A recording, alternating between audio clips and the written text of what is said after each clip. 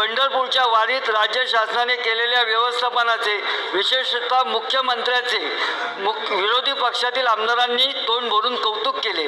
त्याच धर्तीवर पुणे शहरात उत्सवाचे नियोजन करणे आवश्यक वाटते।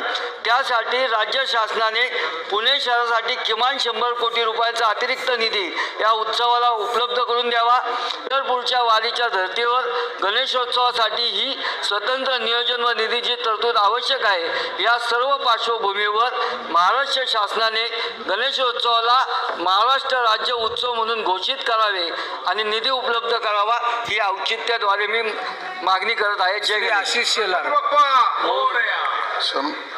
अध्यक्ष महोदय, सन्माननीय सदस्य रासने साहेब यांनी जो औचित्याचा मुद्दा मांडला त्याला खऱ्या अर्थाने आताच स्पष्टीकरण आणि उत्तर देणं आवश्यक आहे, कारण गणपती आता जवळच आले।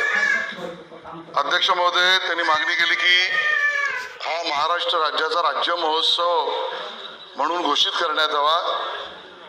अध्यक्ष महोदय, खऱ्या अर्थाने मी रासने साहेबांचं मनापासून धन्यवाद व्यक्त करतो आणि या सदनाला अवगत करतो की महाराष्ट्राचा गणेशोत्सव हा 1893ला लोकमान्य टिळकांनी सुरू केला, सार्वजनिकरित्या, घरोघर तर चालूच होता।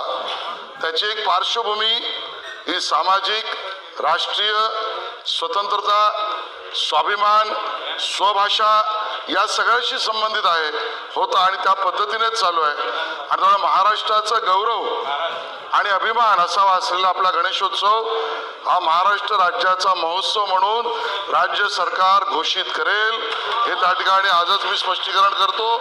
आणि देशात नाही तर जगात या गणेशोत्सवाची व्याप्ती, संस्कृती, प्रकृती, प्रवृत्ती आणि प्रचार याबद्दल महाराष्ट्र सरकार कटिबद्ध राहील।